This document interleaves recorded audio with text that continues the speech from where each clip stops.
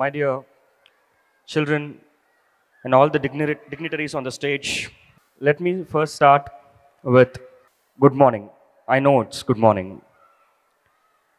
I won't start my speech with either good afternoon or good evening because லஞ்சுக்கு அப்புறம் ஒரு பீரியடில் உட்கார்றது எவ்வளோ கஷ்டம்னு உங்களுக்கும் தெரியும், எனக்கும் தெரியும். கரெக்டா?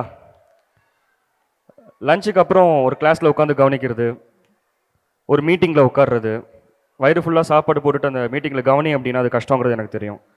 அதனால குட் ஆஃப்டர்நூன் சொல்லி ஸ்டார்ட் பண்ணுறது ரிஸ்க் தான். I will start with good morning. But I have a peculiar habit. எனக்கு ஒரு வித்தியாசமான பழக்கம் இருக்குது. இந்த மேடையில் நான் நிறைய மேடைகள் பார்த்துட்டேன். இந்த 12 வருஷத்தில் நிறைய மேடைகள் பார்த்துட்டேன். என்னுடைய பழக்கம் என்ன அப்படின்னா, எதனாச்சும் பேசும்போது எனக்கு ரெஸ்பான்ஸ் வரணுங்கிற ஃபீல் இருந்தால் தான் நான் கண்டினியூ பண்ணுவேன். Okay, so thank you so much. Acharya டீச்சர்ஸ்க்கு நிறைய தெரியும், கைத்தட்டுறதுல நிறைய சைக்காலஜி இருக்குது. கைத்தட்டுறதுல யூஸ்வலாக நான் நிறைய ஸ்கூல்ஸ்க்கு, காலேஜஸ்க்கு கீநோட் ஸ்பீக்கிங், சீஃப் கெஸ்டெல்லாம் போயிருக்கேன். அப்போ எப்போவுமே நான் என்ன ரெக்வெஸ்ட் பண்ணுவேன் அப்படின்னா, ஸ்டேஜில் உட்கார மாட்டேன், நான் லாஸ்ட்டில் உட்காந்துக்கிறேன், நான் கூப்பிடும்போது நான் பேசுகிறேன்னு சொல்லுவேன். ஆடியன்ஸோட பல்ஸை கொஞ்சம் புரிஞ்சுக்கலாம் அப்படின்றதுக்காக. அந்த மாதிரி ஒரு ஸ்கூலில் ஒரு ஆனுவல் டேக்கு போயிருந்தேன். பசங்களாக உட்காந்துருந்தேன் சைலண்ட்டாக. லாஸ்ட்டில் அந்த 10th 11th 12th பசங்கள்லாம் உட்காந்துருந்தாங்க. மற்ற கெஸ்ட் ஆஃப் ஆனர்ஸ்லாம் ஸ்டேஜில் இருந்தாங்க, நான் லாஸ்ட்டாக உட்காந்துருந்தேன். அப்போ அந்த பசங்க பேசிகிட்டு இருந்ததை கேட்டேன். லிட்ரலாக அந்த டைலாக் சொன்னாங்க, இன்னைக்கு புதுசாக வேற ஒருத்தன் மொக்க போட போகிறான்டா அப்படின்னாங்க. அதுக்கப்புறம் ஒரு பையன் சொல்லிட்டு இருந்தான், பக்கத்தில் பேசிகிட்டு இருந்தாங்க, நான் ரெடி 3 to 1 சொல்லுவேன், அப்போ எல்லாருமே பண்ணணும் அப்படின்னாங்க. எனக்கு புரியல எல்லாருமே என்ன பண்ணணும் அப்படின்னு. ரெடி 3 to 1 அதே மாதிரி அந்த மேடையில் இருக்க ஒரு பேசிட்டு இருக்கும்போது சொல்கிறாங்க, எல்லாருமே அட்டஸ்டிச் கை தட்டினாங்க. என்ன புரிஞ்சுது உங்களுக்கு அதில்? அப்போ கை தட்டுறது எதுக்கு? அவங்க என்ன மீன் பண்ணுறாங்கன்னா, கை தட்டுறது போதும் நான் நிறுத்துறா அப்படின்ற மாதிரி மீன் பண்ணுறாங்க. ஸோ அதனால அந்த கைத்தட்டு பார்த்தாலே கொஞ்சம் பயமாக இருக்குது. எனக்கு நீங்கள் வேறு மாதிரி ப்ரூவ் பண்ணி காட்டுங்க. நிஜமாவே நம்ம கொஞ்சம் ஆத்மார்த்தமாக ஆழமாக பேசணும் அப்படின்னா, ஏன்னா விதை என்கிட்ட இருக்கு, நிலம் அந்த விதையை ரிசீவ் பண்ணிக்குதுன்னு தெரிஞ்சாதான் என்னால் விதை போட முடியும், மனசார போட முடியும். கரெக்டா இல்லையா? அப்போ நிலம் ரிசீவ் பண்ணுற மோடில் இருக்கா இல்லையான்னு நீங்கள் எனக்கு ப்ரூவ் பண்ணணும் இப்போ. ஓகே, இந்த விதைகள் நான் உங்களுக்காக போடுறது இல்லை, உங்கள் மடியில் உட்காந்துருக்கு இல்லையா அந்த பிள்ளைங்களுக்காக. உங்கள் பிள்ளைங்க ஸ்டேஜில் பெர்ஃபார்ம் பண்ணும்போது மொபைல் எடுத்துகிட்டு ஃப்ரெண்டில் அந்த பிள்ளை ஆசையாக உட்காந்துருந்தீங்க பார்த்தீங்களா, அந்த பிள்ளைங்களுக்காக நான் இப்போ உங்களுக்கு சில விதைகள் போடலான் இருக்கேன். பட் அந்த நிலம் அதை ரிசீவ் பண்ணுதுன்னு எனக்கு நம்பிக்கை வரணும். ஓகே, ஸோ எப்படி நீங்கள் அதை ப்ரூவ் பண்ணலன்னா ஒன்றுமே இல்லை. நீங்கள் கை தட்டினீங்க இல்லையா, இப்படி தட்ட வேண்டாம், கையை மேலே தூக்குங்க. ஓகே, மேலே தூக்கி இப்படி தட்டுங்க சத்தமா. ஓகே, இல்லை இது ஒரு சிக்னல், எல்லாரும் கவனிக்கிறீங்களான்னு தெரிஞ்சுக்கிட்டேன், வேறு எதுவும் இல்லை. Thank you so much. ஸோ இப்போ நல்லா ரிசீவ் ஆகுது, விதை போடலாம். Okay, so let me start with this. Let me ask a very simple question. Okay, education, which part of the society gives education, or what gives education? எஜுகேஷனை யாரு தரான்னு நினைக்கிறீங்க? ஒரு குழந்தைய ஸ்கூல்ல நம்ம எதுக்கு சேர்க்கிறோம்? அந்த குழந்தை எஜுகேட் ஆகணுன்றதுக்காக சேர்க்கிறோம். ஸோ அப்போ எஜுகேஷன் ஒரு ஸ்கூல் தருதுன்னு நம்ம நினைக்கிறோம், ரைட்டு?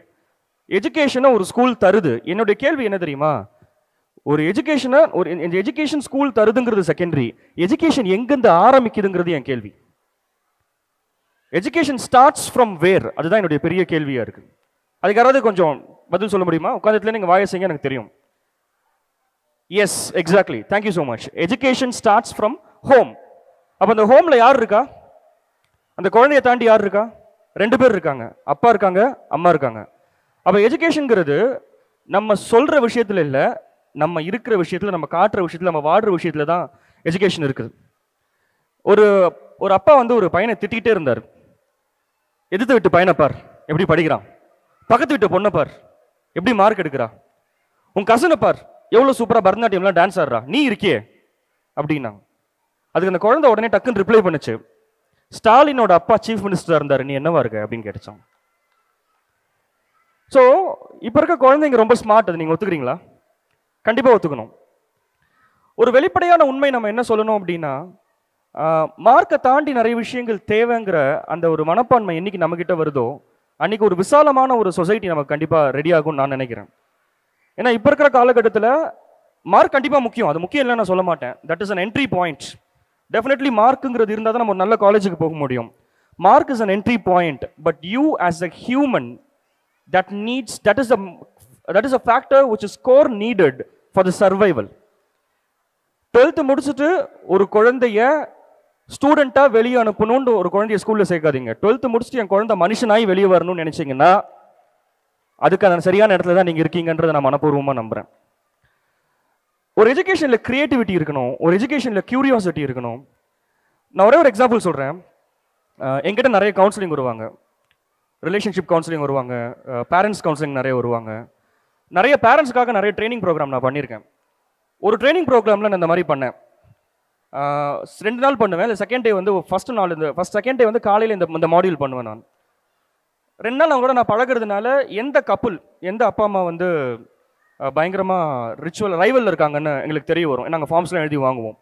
அப்படிப்பட்ட ஒரு கப்பில் ஸ்டேஜுக்கு கூப்பிட்டேன். ஒரு நாள் ஸ்டேஜில் கூப்பிட்டுட்டு நான் சொன்னேன், இந்த சைடு ஒரு சேர் போட்டேன், இந்த சைடு ஒரு சேர் போட்டேன், சென்டரில் உட்காந்துட்டு இருந்தேன். நான் ஒரு 5 ரூபா காயினை பர்ஸ்லேருந்து எடுத்தேன். அது 5 ரூபா காயினை பர்ஸ்லேருந்து எடுத்துட்டு நான் இப்படி வச்சேன். இந்த சைடு மனைவி உட்காந்துருக்காங்க, இந்த சைடு கணவன் உட்காந்துருக்காங்க. ஓகே, இப்போ இந்த 5 ரூபா காயினில் மனைவிட்ட கேட்குறேன், உங்களுக்கு என்ன தெரியுது அப்படின்ட்டு. அவங்க பூ தெரியுது அப்படின்னாங்க. இந்த பக்கம் கணவர்கிட்ட கேட்குறேன், உங்களுக்கு என்ன தெரியுது அப்படின்னு. அவங்க எனக்கு தலை தெரியுது அப்படின்றாங்க. இப்போ 2 பேரும் இங்கே பார்த்து கேட்குறேன், யார் கரெக்டுன்னு கேட்குறேன். என்ன பதில் வரும்? என்ன பதில் கொடுக்கலாம்? இங்க இருக்கவங்க என்ன சொன்னாங்கன்னா, இல்லை சரி என் பார்வைக்கு பூ தான் தெரியுது. இந்த பக்கம் இருக்க சொல்றாங்க, என் பார்வைக்கு தலை தான் தெரியுது. நான் நல்லா ஏற்றி விட்டுட்டே இருந்தேன், அது நல்லா வரும் எனக்கு ஸ்டேஜில். ஸோ இவங்களை கேள்வி கேட்க, இவங்களை கேள்வி கேட்க, அது ஒரு ஃபன்னாக கொண்டு போயிட்டே இருந்தோம். சரி, இப்போ யார் தான் கரெக்ட் அப்படின்றப்போ என்ன சொன்னேன், உடனே இடத்த மாற்றி உட்காருங்க அப்படின்னு சொன்னேன். இடத்த மாற்றி உட்காந்துட்டு இப்போ இவங்ககிட்ட இந்த பக்கம் இருக்க மனைவிட்ட கேட்டேன், உங்களுக்கு என்ன தெரியுது? தலை தெரியுது. இந்த பக்கம் இருக்க கணவன்கிட்ட கேட்டேன், உங்களுக்கு என்ன தெரியுது? பூ தெரியுது. சரி, இப்போ யார் கரெக்ட்? இப்போ நான் தான் கரெக்ட், அவங்க தப்பு. அப்போ இதில் யார் ஜெயிக்க முடியும்னு நான் கேட்டேன். ஃபைனலாக ஒரே ஒரு ஆன்சர் தான், இதில் யார் ஜெயிக்க முடியும் நீங்கள் சொல்லுங்க பார்க்கலாம். கரெக்டாக யோசிச்சு சொல்லுங்க, இதில் யார் ஜெயிக்க முடியும்? இந்த சைடு பார்க்கும்போது பூ தான் தெரியும், தலை தெரியாது. இந்த சைடு பார்க்கும்போது தலை தான் தெரியும், பூ தெரியாது. யார் ஜெயிக்க முடியும்? இதில் இந்த ஆர்குமெண்ட்ல யார் ஜெயிக்க முடியும்? ஒரே ஒருத்தங்க தான் ஜெயிக்க முடியும். எனக்கு பூ தெரியுது, உன் சைட்லேருந்து பார்க்கும்போது தலை தான் தெரியுதுங்கிறத நான் அக்செப்ட் பண்ணிக்கிறேன்னு விட்டு கொடுக்குறாங்க பார்த்தீங்களா? உறவுகளை பொறுத்தவரை விட்டு கொடுப்பவர்கள் ஜெயிக்கிறார்கள். இதை நான் ஏன் சொல்றேன் அப்படின்னா, இது ஏன் கணவன் மனைவியாக விட்டு கொடுக்கணும்னு நான் சொல்றேன் அப்படின்னா, மை டியர் பேரண்ட்ஸ், இப்போ நான் சொல்றத உங்க மனசுல ரொம்ப ஆழமா எழுதுங்க. ஒரு நல்ல சிறந்த கணவன் மனைவியால் மட்டும்தான் சிறந்த தாய் தகப்பன்களாக இருக்க முடியும். இந்த அடிப்படை உண்மை நமக்கு விளங்கிக்கல அப்படின்னா நம்ம குழந்தைங்க பெருசா ரைஸ் பண்ண முடியுமானா கண்டிப்பா ரைஸ் பண்ண முடியாது. அவங்க கியூரியாசிட்டிக்கு நம்ம வழி கொடுக்கணும். அந்த குழந்தைங்களுடைய கிரியேட்டிவிட்டிக்கு நம்ம நிறைய இடம் கொடுக்கணும். ஒன்றும் இல்லை, ஒரு கிளாஸில், ஒரு ஃபர்ஸ்ட் ஸ்டாண்டர்ட் கிளாஸில் ஒரு டீச்சர் கிளாஸ் எடுத்துக்கிட்டே இருக்காங்க, மேக்ஸ் எடுத்துக்கிட்டே இருக்காங்க. ஒரு குழந்தை லாஸ்ட் பெஞ்சில் உட்காந்து கவனிக்கவே இல்லை, அது பாட்டுக்கு ஏதோ படம் வரைஞ்சிட்டே இருக்கு. அந்த teacher suddenly she got annoyed. டக்குன்னு அந்த குழந்தை ரிப்போர்ட், என்ன பண்ணிட்டு இருக்க நீ அப்படின்னு கேட்டாங்க. அப்போ அந்த குழந்தை சொல்லிச்சு, நான் வந்து படம் வரைஞ்சிட்டு இருக்கேன் அப்படின்னு. என்ன படம் வரைகிறேன்னு கேட்டாங்க. இந்த குழந்தை சொல்லிச்சு, ஐ எம் டிராயிங் காட், நான் கடவுளை வரைஞ்சிட்டு இருக்கேன் அப்படின்னு சொல்லிச்சு. உடனே இந்த டீச்சர் திருப்பி கேட்குறாங்க, கடவுள் யார் இருப்பான்னு, எப்படி இருப்பாருன்னு யாருக்குமே தெரியாது, நீ எப்படி வரைகிற அப்படின்னு கேட்டாங்க. கடவுள் எப்படி இருப்பாருன்னு யாருக்குமே தெரியாது, நீ எப்படி வரைகிற அப்படின்னு. அந்த குழந்தை சொல்லிச்சான், நான் வரைஞ்சு முடிச்ச பிறகு எல்லாரும் தெரிஞ்சுப்பாங்க அப்படின்னு சொல்லிச்சான். இந்த பதில வந்து ஒரு பிஹெச்டி படிச்சவங்களால கொடுக்க முடியுமானா கொடுக்க முடியாது. ஒரு டோர் இருக்கு, ஒரு இந்த மாதிரி சைக்கலாஜிக்கலா ஒரு டெஸ்ட் பண்ணாங்க. நான் ஃபீல்ட்ல இருக்கிறதுனால இதெல்லாம் நான் சொல்றேன். ஒரு டோர் இருக்கு, அந்த டோர்ல வந்து கதவு பிடி இப்படி இருக்கும் பாத்தீங்களா, கதவு பிடி இருக்கும்ல, அந்த பிடியை எடுத்து இந்த எண்ட் இருக்கும், அந்த எண்ட்ல அட்டாச் பண்ணிட்டாங்க. நான் சொல்றது புரியுதுங்களா? இந்த சைடு இருக்க கதவு திறக்கிறதுக்கு பதிலா இந்த சைடு அதை அட்டாச் பண்ணிட்டாங்க. அந்த டோர்ல அட்டாச் பண்ணிட்டு 3 அடல்ட்ஸை உள்ள விட்டுருக்காங்க. இந்த பக்கத்து ரூம்ல அதே மாதிரி 3 சின்ன பசங்களை வெளியே விட்டுருக்காங்க. இந்த 3 சின்ன பசங்க இருக்காங்க பாத்தீங்களா, 4 நிமிஷத்துல ரூம் விட்டு வெளியே வந்திருக்காங்க. இந்த 3 அடல்ட்ஸ் இருந்தாங்க பாத்தீங்களா, அதுல ஒருத்தர் டபுள் டாக்டரேட் இருக்காரு. நிஜமா சொல்றேன், அதுல ஒரு டபுள் டாக்டரேட் இருக்காரு. 3 மணி நேரம் கழிச்சு தான் ரூம் விட்டு வெளியே வந்தாங்க. இந்த பக்கம் திறந்து பார்த்துருக்காங்க, இது திறக்கல. அவுட் ஆஃப் பாக்ஸ் திங்கிங்னு நம்ம நிறைய சொல்றோம். ஒரு பேரண்டா ஒரு குழந்தை என்கிட்ட கேட்டுச்சு, coach why do we even have to think there is a box அப்படின்னு கேட்டுச்சு. ஓ, அவுட் ஆஃப் பாக்ஸ் நம்ம சொல்றோம், ஏன் நீங்க பாக்ஸ்னு ஒன்று யோசிக்கிறீங்கன்னு ஒரு குழந்தை என்கிட்ட கேட்டுச்சு. அப்ப அதையும் தாண்டி யோசிக்கக்கூடிய குழந்தைகளுக்கு அவங்க பசிக்கு நம்ம கரெக்டா பரிமாறுறோமா பேரண்டா அப்படிங்கறத நம்ம முதல்ல யோசிக்கணும். சரி, இப்போ 2 விஷயத்த சொல்லிட்டு நான் முடிக்கிறேன். ஒரு ஸ்கூலா பேரண்ட்டுக்கு அவங்க கொடுக்குற சப்போர்ட் என்ன அப்படிங்கறத பத்தி நம்ம லாஸ்டா பேசலாம். ஒரு பேரண்டா ஒரு ஸ்கூலுக்கு நம்ம கொடுக்க வேண்டிய சப்போர்ட் என்ன? யாராவது யோசிச்சு பாருங்களேன். ஒரு பேரண்டா ஒரு ஸ்கூலுக்கு நம்ம கொடுக்க வேண்டிய சப்போர்ட் என்ன? First thing trust. First thing is trust. Parents, let me tell you this. இப்போ நான் நிறைய போகிறேன், நிறைய, அது சொல்ல போனால் ஒரு வருஷத்துக்கு அட்லீஸ்ட் ஒரு 40-50 ஸ்கூலுக்காவது என்னுடைய பயணங்கள் இருக்குது. ஏதாவது ஒரு ப்ரோக்ராம் பண்ணிகிட்டே தான் இருக்கேன். கண்டினியூஸாக எல்லா சாட்டர்டேஸும் எனக்கு டேட்ஸ் ஃபில் ஆகிட்டே தான் இருக்குது. அந்த அனுபவத்தை வச்சு சொல்கிறேன். நிறைய மேனேஜ்மெண்ட் கிட்ட, நிறைய ஃபவுண்டர்ஸ் கிட்ட, நிறைய சேர்மேன் கிட்ட பேசின அந்த அனுபவத்தை வச்சு சொல்கிறேன். அவங்க எல்லாருமே சொன்ன ஒரு காமனான வார்த்தை என்ன அப்படின்னா, இப்போல்லாம் ஒரு குழந்தை ஒரு கேள்வி கேட்க முடியல, எதனாச்சும் நம்ம கேட்டால் கூட பேரண்ட்ஸ் வந்துடுறாங்க அப்படின்னு சொன்னாங்க. அப்போ நான் என்னோட பேரண்டிங் செஷன் பண்ணுவேன். நிறைய ஸ்கூல்ஸ் ஆஃப் பண்ணியிருக்காங்க. அந்த பேரண்டிங் செஷன் பண்ணும்போது நான் ஒரு கேள்வி பேரண்ட்ஸ் கிட்ட கேட்டேன் ஒரு ஸ்கூலில். இப்போ அதே கேள்வி நான் உங்கள்கிட்ட கேட்டேன். இப்போ அந்த கேள்விக்கு நீங்கள் சரியோ தப்போ நான் கேட்குற மாதிரி இருந்தாலும் நீங்கள் கை தூக்கி எனக்கு உங்கள் ரெஸ்பான்ஸை கொடுங்க. ஓகேவா? கொடுக்குறீங்களா? ஓகே. நான் என்ன கேள்வி கேட்டேன் அப்படின்னா, உங்கள் குழந்தைங்களை நீங்கள் அடிச்சிருக்கீங்களா, திட்டிருக்கீங்களா? எத்தனை பேர் உங்கள் குழந்தைங்களை அடிச்சிருக்கீங்க, திட்டிருக்கீங்க? நல்ல வேலை இப்போ உங்கள் குழந்தைங்க பக்கத்தில் இல்லை, இருந்தால் என்ன பண்ணுவாங்க தெரியுமா? தூக்கு, கை தூக்கு அப்படின்வாங்க. கரெக்டா? ஃபைன், கை கீழே போடுங்க. தேங்க்யூ. என் குழந்தைங்களை நான் இது வரைக்கும் அடிச்சதே இல்லை, திட்டினதே இல்லைங்க அப்படின்றவங்க கை தூக்குங்க. Very good. நான் வர பயந்துட்டேன். உங்க குழந்தைங்கள நீங்க அடிச்சதே இல்லை, திட்டினதே இல்லை, யாராலையும் சொல்ல முடியல. அப்போ உங்க குழந்தைங்க நீங்க அடிச்சிருக்கீங்க, திட்டிருக்கீங்க, அவங்க நல்லதுக்கா அவங்க கெட்டதுக்கா? அவங்க நல்லதுக்கு. அதே நல்லதுக்கு ஒரு டீச்சர் அந்த வெப்பனை கையில் எடுக்கும்போது என்ன தப்பு? இதுதான் என் கேள்வியா இருக்கு. இதுதான் என் கேள்வியா இருக்கு. இன்னொரு விஷயம் ஓப்பனா சொல்லணும் அப்படின்னா, இப்போ என்ன வந்து எங்க அப்பா வந்து தமிழ் வாத்தியார், எனக்கு திருக்குறளும் பாரதியார் பாட்டுன்னு சொல்லி சொல்லி வளர்த்தாரு. அதனால தான் இப்படி மைக்கா எடுத்துட்டு நான் தெரியுறேன் பைத்தியக்கார மாதிரி. அது செகண்டரி. எங்க அப்பா என்கிட்ட ஸ்கூல்ல கூட்டிட்டு போகும்போது எங்க வாத்தியார்கிட்ட சொல்லுவாரு, உங்க அப்பாவும் அம்மாவும் கூட இதை சொல்லியிருப்பாங்க. என்ன தெரியுமா? என் வாத்தியார்ட்ட சொல்லுவாங்க, சார் இந்த கண்ணை மட்டும் விட்டுருங்க, மற்றபடி நீங்க என்ன வேணா பண்ணுங்க. இந்த டைலாக் கேள்விப்பட்டிருக்கீங்களா? கண்டிப்பா. கண்ணை மட்டும் விட்டு நீங்க என்ன வேணா பண்ணுங்க. எங்க அம்மா அதே சொல்லுவாங்க. என் டியூஷன் மிஸ்டர் என்னை கூப்பிட்டு போய் இந்த கண்ணை விட்டு நீங்க என்ன வேணா பண்ணுங்க, உருப்பிட்டா போதும் அப்படின்னு. நான் பக்கத்துல இருந்து எங்க அம்மாவை பார்ப்பேன், நீ என்ன தாயா இல்லை பேயான்னு பார்ப்பேன். இப்போ அப்படி இல்லை. ஏதாச்சும் ஒன்று நம்ம லைட்டா சொல்லிட்டாலே சன் நியூஸ்ல நம்ம பேர் வந்துருது, இந்த பள்ளியில் இந்த ஆசிரியர் அப்படின்னு. Let me tell you one thing very very clearly my dear parents. நான் ஒரு பேரண்ட்டாக நம்ம ஸ்கூலுக்கு கொடுக்க வேண்டிய மிகப்பெரிய சப்போர்ட் என்ன தெரியுமா? உங்கள் குழந்தை கல், எல்லாரும் சொல்கிற பழமொழி தான், அதை கொஞ்சம் மாற்றி சொல்கிறேன். உங்கள் குழந்தை கல்லா ஸ்கூலுக்கு வராங்க, ஓகே, அதை ஒரு சிற்பியாக ஒரு டீச்சர் எடுத்து அடிக்கிறாங்க. இதில் நம்ம என்ன நினைக்கிறோம் அப்படின்னா, அந்த டீச்சரை நம்ம சிற்பின்னு நினைக்கிறோம். தப்பு. அந்த டீச்சரை நம்ம சிற்பி கட்டின்னு நினைக்கிறோம். இல்லை, கிடையாது. மேனேஜ்மெண்ட் சிற்பி. அந்த டீச்சர் இருக்காங்க பார்த்தீங்களா, அவங்க உளி. அந்த உளி எடுத்து அவங்க வச்சு அந்த உளி மேலே ஒரு சுற்றி வச்சு அந்த மேனேஜ்மெண்ட் அடிக்கும் பார்த்தீங்களா, சிற்பி அடிப்பான் பார்த்தீங்களா, அந்த வலியை வாங்கிக்கிட்டு, அந்த சுகத்தை வாங்கிக்கிட்டு அதில் பாதியை தான் இவங்க டிரான்ஸ்ஃபர் பண்ணுறாங்க. ஒரு டீச்சர் சிற்பி கிடையாது. ஒரு டீச்சருங்கிறது உளி மாதிரி. தன் மேலே இருக்க வலியை சுமந்துக்கிட்டு தான், அதை எடுத்துக்கிட்டு தான் அவங்க கொஞ்சம் அவங்க தன்னுடைய ஸ்டூடெண்ட்ஸ்க்கு கல்ல தராங்க. அப்படிப்பட்ட கற்கள் தான் சிலையாக மாறுது. அந்த சப்போர்ட் எந்த ஸ்கூல், எந்த பேரண்ட்ஸ் தான் ஸ்கூலுக்கு முழுமையாக தராங்களோ, let me tell you this very very clearly, அந்த ஸ்கூல்லேருந்து வெளிவர குழந்தைகள் 12th முடிச்சுட்டு காலேஜுக்கு தயாராகி போக மாட்டாங்க. அந்த ஸ்கூல்லேருந்து வெளிவர குழந்தைகள் 12th முடிச்சுட்டு வாழ்க்கைக்கு தயாராகி வெளியே போவாங்க. அதுதான் ரொம்ப ரொம்ப ரொம்ப முக்கியமான விஷயம். அண்ட் லாஸ்ட்டாக நான் ஒரு விஷயத்தை சொல்லி முடிக்கிறேன். எந்த ஒரு முடிவையும் இப்போ நீங்கள் எடுக்காதீங்க. எந்த ஒரு முடிவையும் இப்போ நீங்கள் எடுக்காதீங்க. உங்கள் குழந்தைங்க அப்படி வரலாம், இப்படி வரலாம். சிம்பிளாக சொல்லணும்னா, குழந்தைங்களை வளர்க்காதீங்க, வளர விடுங்க. அதுதான் பெரிய விஷயம்.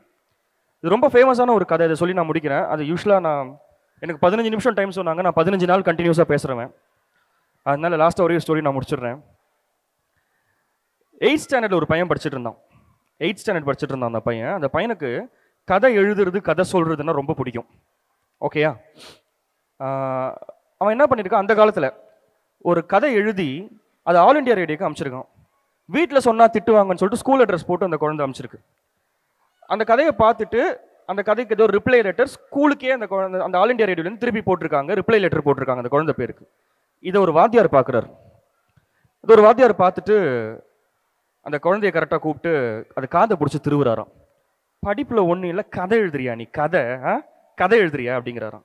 காதை பிடிச்சி திருவிட்டே இருப்பாராம்.